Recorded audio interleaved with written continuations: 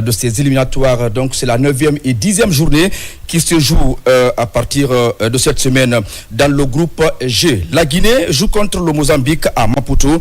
Quel contenu de jeu le Style national de Guinée proposera ce soir?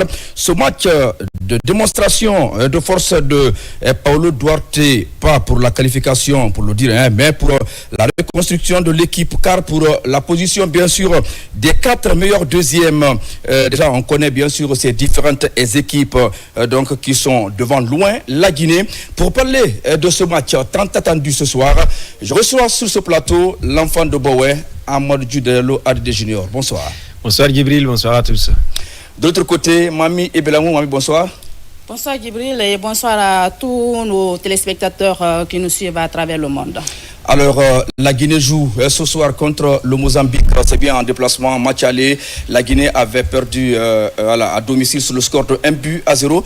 Djoulde, on joue un match aussi crucial, non seulement pour un match de revanche pour la formation guinéenne, mais aussi la continuité pour Paulo Duarte. Effectivement, la continuité, parce que la Guinée a tout perdu dans ses éliminatoires. La qualification au mondial, aussi la deuxième place qu'on espérait. Depuis hier, là aussi, c'est parti, parce qu'il y a 4 équipes qui ont 19 points et 18 points, Cameroun et autres. Ouais. Donc là, je pense que c'est ce qui a brisé le rêve du Style national. Maintenant, ce match-là, peut-être l'enjeu est lié un petit peu à l'histoire, parce que cette équipe mozambicaine avait réussi un coup dur contre le Style national en 2003, même si on était encore des enfants. En 2003, on se souvient quand le Mozambique est venu à Conakry. Ouais. Là, c'était le tour préliminaire des éliminatoires de la Coupe du Monde. Ouais. Donc, la Guinée a affronté cette équipe mozambicaine parce que la Guinée sortait d'une sanction de la FIFA. Ouais. Donc, c'était 1-0 ici, un but de Sambégou Bangoura en 2003. Au match retour, c'est la Guinée qui a marqué 3 buts en première mi-temps. Ouais. En première période, il y a eu 3 buts. Donc, Titi Camara avait marqué le 4e but. Ouais. Mais il y a eu un toy-boui vers la fin du match, à 15 minutes de la fin. Ouais. Et c'est Mozambique qui a marqué coup sur coup les 3 buts. C'était 4 buts à 3. Tout le monde était accroché à Conakry au niveau des radios, parce qu'à l'époque, on écoutait les radios, surtout la RTG et autres. Ouais. Donc je crois que ce souvenir, c'est un peu compliqué pour les Mozambicains. Ils vont avoir l'envie de gagner. Ouais. Et parce que l'image là reste toujours. La Guinée est venue marquer ici 3 buts en première période avec la génération de Sambégou. Maintenant, autre chose aussi, vous le savez, la Guinée aussi a une petite revanche. Ouais. Ce score d'un but à 0, même si c'est pas Paulo Duarte qui était là, même si c'est pas forcément les mêmes hommes, mais c'est le Style qui a été battu. 80% quand même. 80% était là. Donc je pense que s'il y a une revanche, c'est lié à ces facteurs-là. Sinon, le reste, la Guinée a tout perdu. Voilà. Mami Ebelamou, la Guinée joue aujourd'hui un match qu'on peut qualifier peut-être un match encore de suite pour Paulo Duarte, parce qu'il est venu après pratiquement 2 matchs. Voilà, pas de défaite, 4 points possibles. Déjà, voilà, on va encore suivre sa prestation ce soir. Oui, c'est vrai. Hein. Je le rappelais tout à l'heure que la qualification, elle est déjà compromise et on ne peut plus occuper la première place de cette poule-là, ni la deuxième place. Vous le rappelez déjà dans l'intro.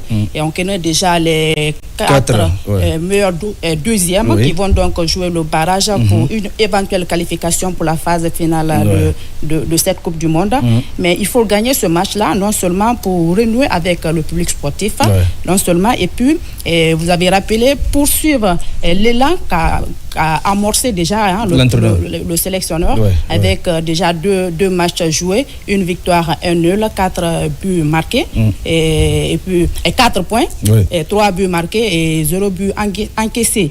Et puis il faut également gagner ce match-là pour prendre sa revanche, parce que on a encore ce souvenir amer du match qu'on a perdu du côté du Maroc, quand on recevait en tout cas cette formation de Mozambique.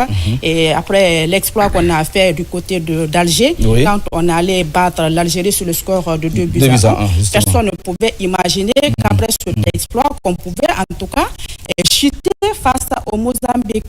Et c'est une formation qu'on affronte cet après-midi-là. Il faut non seulement gagner pour prendre sa revanche, je le rappelais, pour suivre l'élan commencé en tout cas par le sélectionneur Paulo Duarte. Il faudrait également gagner ce match-là pour améliorer notre position au classement FIFA. Parce que quand, si je ne me trompe pas, on occupe la 81e place. Gagner ces deux derniers matchs, ça va améliorer en tout cas notre position là. Et tous ces facteurs, en tout cas, pouvaient en tout cas fouetter dans l'orgueil des joueurs, non seulement du staff technique, pour leur dire que c'est vrai que la qualification elle est compromise, mais il faudrait quand même se gagner ce match-là pour sauver l'honneur. Voilà, pour sauver l'honneur. Alors, Julde, cet après-midi, on parle d'abord des joueurs qui sont convoqués pour ces 2 journées, parce que c'est la 9e et 10e journée. C'est vrai, il y a certains joueurs cadres qui sont out parce qu'il y a des cas de blessures, mais il faut aussi noter qu'il y a d'autres qui font leur première. Déjà, on a la composition, mais l'autre partie peut-être qui peut nous intéresser, c'est bien le gardien de but avant de partir en profondeur de ce classement. Moussa Pempin qui est touché, c'est comme le match contre l'Ouganda où la Guinée avait perdu. Soumaïla qui est encore titulaire cet après-midi. Oui, Soumaïla, c'est 21 ans. Je crois que c'est logique parce qu'il commence à être constant dans cette sélection. Oui. Il a joué déjà les Jeux Olympiques comme titulaire avec la Guinée. Et là, il est à sa 2e titularisation comme c'est ce match de ce soir. Donc, il a progressé ce dernier temps au niveau de Reims parce qu'il était avec l'équipe nationale 3 où il a réussi 7 clean sheets avant d'intégrer au niveau de l'équipe B de Reims où il évolue actuellement. Il a joué 3 matchs cette saison.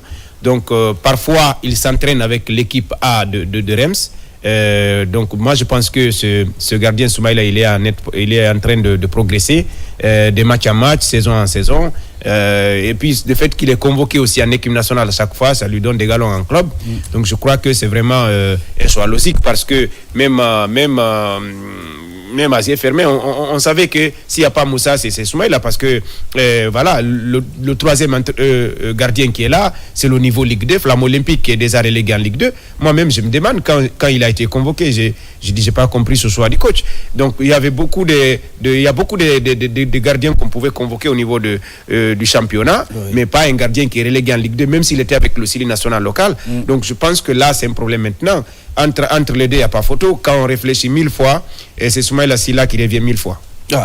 Mais il y a aussi le jeune Richard aussi qui peut être quand même un bon élément pour notre équipe nationale. Il n'est pas sélectionné malheureusement. Justement, c'est une question de choix. Voilà, on va parler en tout cas des joueurs qui sont aujourd'hui sur la liste de Paulo Duarte.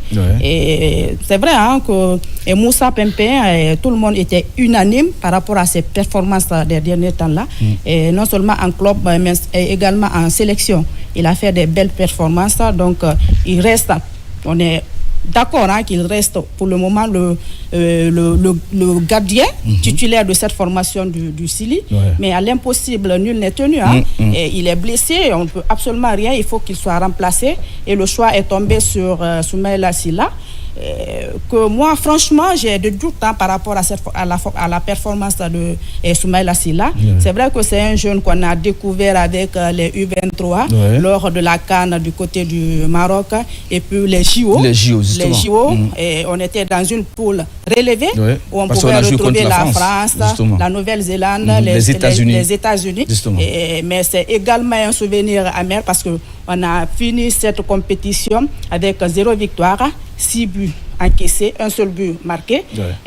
Mais moi, ce qui me réconforte un tout petit peu, ce qu'il a affiché lors de cette compétition-là, c'était sa sérénité. Mais en sélection, on a vu tout autre. Un autre Soumaïla Sylla qu'on a vu, c'était également face au Mozambique lors du match aller. Vous avez vu déjà le but qu'il a pris. Ça prouve à suffisance qu'il n'était vraiment pas sûr de lui. Pas du tout, il n'était pas serein. Pourtant, moi, c'est cette qualité-là que j'apprécie sur lui. Mais ce jour-là, il n'était pas du tout comme ça.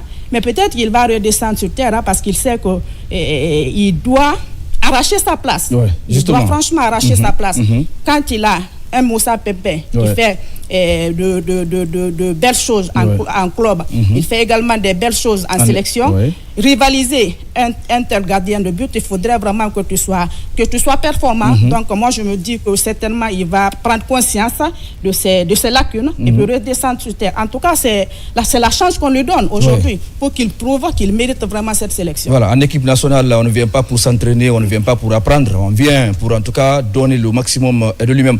Alors Jules, parce qu'on parle aujourd'hui de cette élimination pour la Coupe du Monde, Paulo Duarte qui a commencé à expérimenter de jeunes, on a vu les deux jeunes joueurs locaux même sont devenus maintenant des internationaux. Je vais parler de Bachir Bangoura et Alassane Bangoura, voilà, qui ont joué contre la Somalie. Et aujourd'hui, quand vous prenez le classement, pratiquement Guirassy n'est pas parmi les 11 de départ. Et voilà, le changement, il y a quand même quelque chose qu'il recherche pour vraiment former une équipe pour le Sili de Guinée. Ah oui, je crois, oui. Guirassy n'est pas là, mais il a le profil de Guirassy parce qu'il a un attaquant qui a fait 4 matchs en équipe nationale et qui a marqué 2 buts. C'est Ousmane Camara qui joue titulaire ce soir. C'est parti. Il est en train de faire un très bon parcours au niveau du Sili, même s'il ne vient pas souvent, parce qu'il a commencé sa carrière en équipe nationale contre Vanuatu lors de la série FIFA. C'est un attaquant qui va très vite, qui est un véritable baroudeur, qui est physiquement prêt. Donc je crois que quand vous jouez 4 matchs, vous marquez 2 buts, ça veut dire que c'est vraiment cette titularisation, elle est méritée. Maintenant, il va être accompagné par des... On parle toujours de l'aventure, mais aussi cette politique, bien sûr, de Paulo Duarte, aujourd'hui, qui commence vraiment à nous donner satisfaction avec tout ce qu'il a comme éléments sûrs. Aujourd'hui, on voit que vraiment, il va avec des éléments qui peuvent aussi nous apporter un plus. Effectivement, tout ce qu'on a vécu ces derniers temps-là avec ces blessures, ces multiples blessures des joueurs, ça a chamboulé le schéma déjà qui était préétabli par le sélectionneur. Il est obligé de partir avec les éléments qu'il a sous la main. Et moi, je suis d'accord qu'on fasse tourner l'effectif du Sili. C'est en tout cas des matchs qu'il faut mettre à profit pour connaître le profil de chaque joueur sélectionné au sein de cette formation du Sili. Il ne faudrait pas qu'on soit également dépendant d'un joueur. Si ce n'est pas Sirou, rien ne peut marcher. Il faudrait essayer également des joueurs qui viennent en sélection, qui peuvent également apporter quelque chose au sein de cette formation du Sili. C'est pourquoi d'ailleurs, on est obligé de faire avec, je le rappelais tout à l'heure, mais moi, tout ce qui m'inquiète un tout petit peu du côté de l'attaque, c'est Aliou Baldé, quelquefois qui veut bien faire, mais qui mélange les pinceaux. On l'a vu, en tout cas face à la Somalie, également face à l'Algérie. Il n'était pas au meilleur de sa forme. Mais on va voir aujourd'hui ce que ça va donner. Vous prenez également du côté de la défense, il faut analyser le classement du sélectionneur. Vous prenez aujourd'hui du côté de la défense, la charnière défensive surtout, à l'absence de Julien Janvier qui n'est pas convoqué, à l'absence également de Djarabi qui est touché, justement. C'est une grosse déception du fait que Djarabi ne va pas prendre part à ces 2 matchs-là, parce qu'on sait qu'aujourd'hui, c'est lui qui a stabilisé, en tout cas, cette défense du Sili de Guinée. Mais à l'absence de ces joueurs que j'ai cités, parce que les 2 paires nous ont donné vraiment satisfaction, c'était lors des éliminatoires de la récente CAN et puis la phase finale également. La CAN, ils ont mis tout le monde d'accord qu'ils pouvaient en tout cas sauvegarder la défense de cette formation du Sili. Mais on fait avec Dembo, qui n'est pas à sa première sélection et puis qui donne également satisfaction. Et moi, un tout petit peu, c'est Antoine Conté.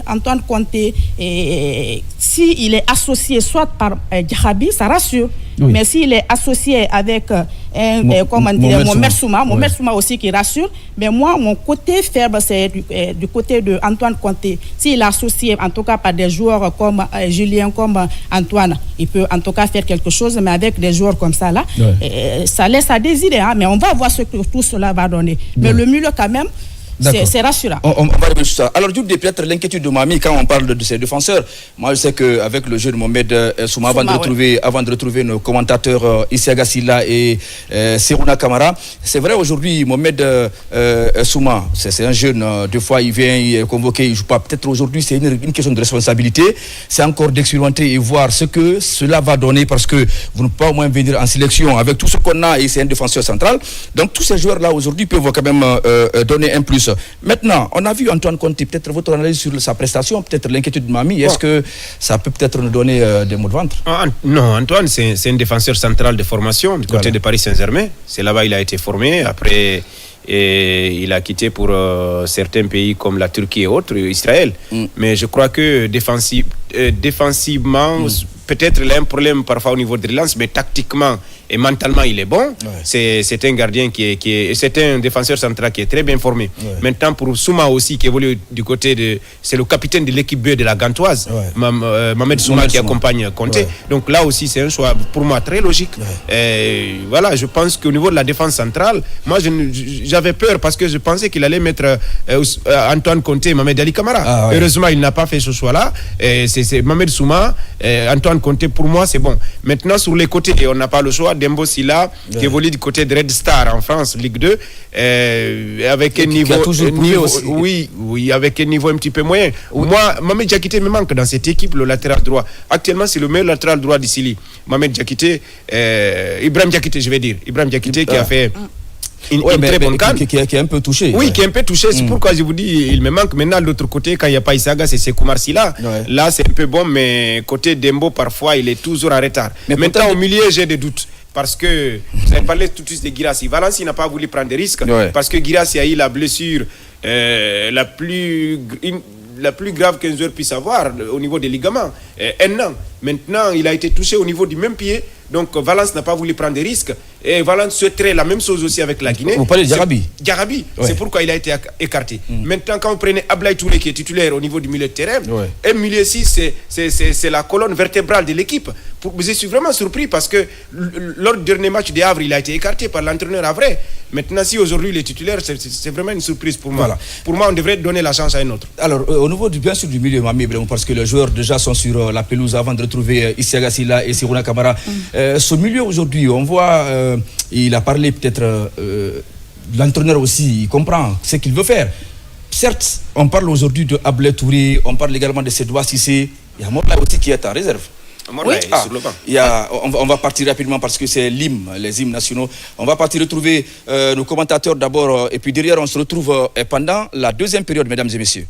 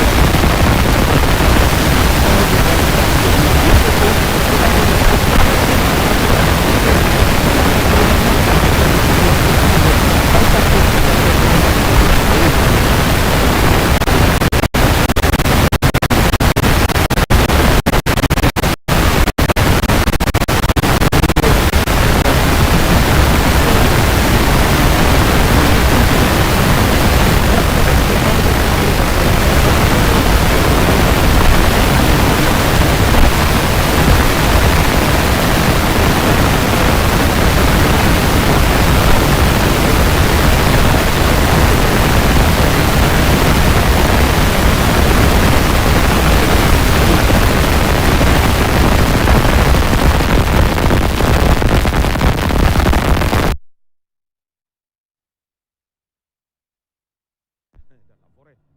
Et voilà, ça va repartir tout à l'heure avec ce numéro 20 mozambicain, il s'agit de Génie Katamo, avec un joli jeu de couleurs. Hein.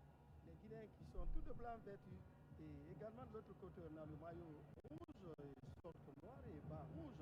Attention à cette première incursion du côté guinéen, et encore le ballon qui va revenir sous un pied guinéen, il s'agit bien, on va essayer de le dévisager. Ousmane Camara. Ousmane Camara, voilà le tir parti, et c'est l'ouverture du score, oh là là, quel but!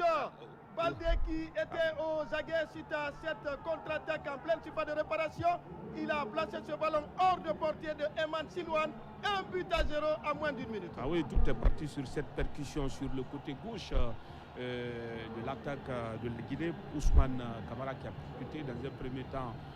On s'est tué, mais après, il faut suivre Abdul Karim Traoré qui joue son premier match, le natif de Cancan, et voilà, qui catapulte ce ballon au fond des filets. Ça ne peut que bien commencer pour ce jeune attaquant. Et voilà, alors là, c'est bien parti pour Abdul Karim. On revoit encore cette action et il ne s'est pas fait priver. Au point de pénalty, regardez comment il a ajusté ce coup de...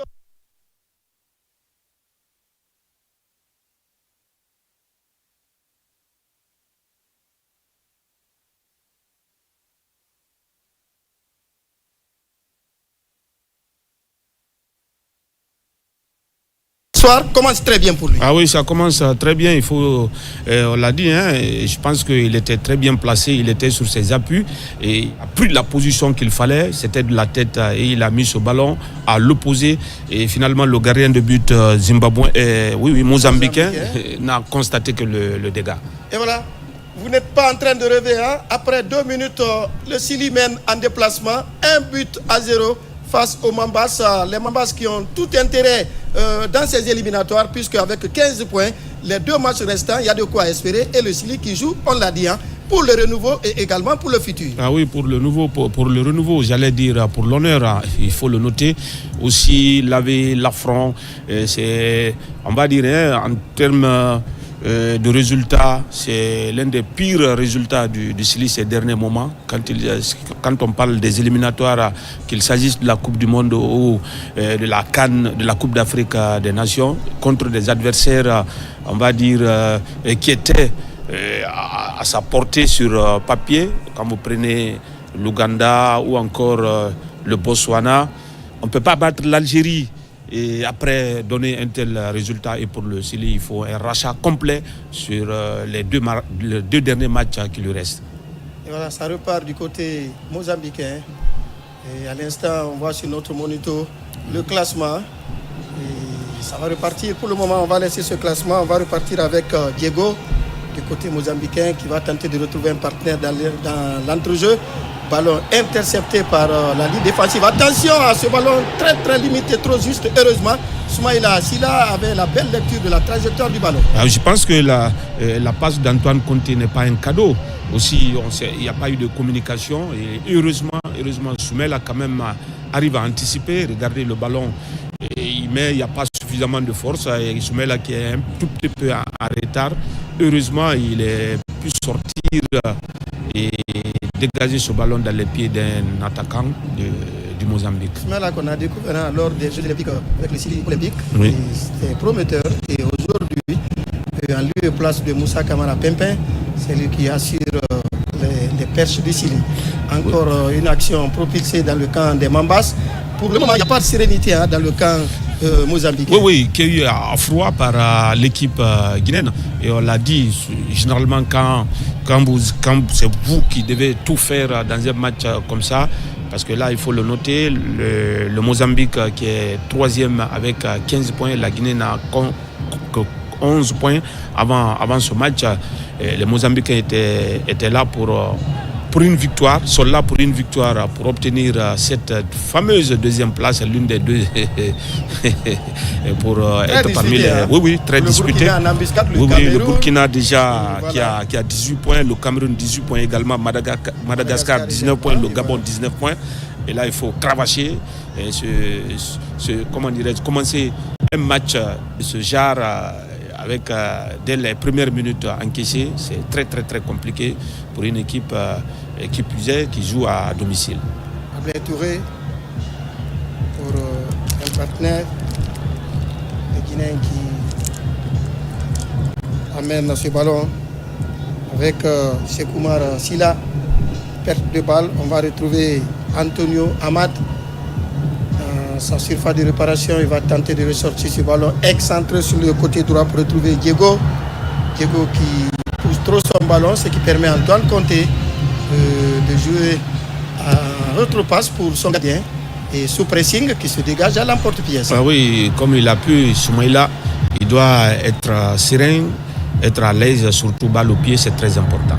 Ça va repartir encore du côté mozambicain. Le portier Eman Ziwan qui retrouve son défenseur axial qui tente de carter pour Diego dos Santos. Santos pour un partenaire, il s'agit de Edmond dans leur propre moitié de terrain. Le ballon intercepté par Feliciano. On va jouer désormais à l'opposé. On retrouve l'entrejeu. Les Guinéens qui marquent bien leur territoire. Les Mambas qui ont été surpris dès le début de cette rencontre suite à ce débordement de Ousmane Kamara et l'enfant de Sigefra était à la retombée pour ouvrir la marque pour la Guinée. Attention à cette contre-attaque encore Baldé qui va remiser pour Seydouba Cissé. Seydouba qui n'a pas d'appui. Finalement retrouve Ablaye. Ablaye qui va excentrer ce ballon pour Mohamed Souma de la Gantoise.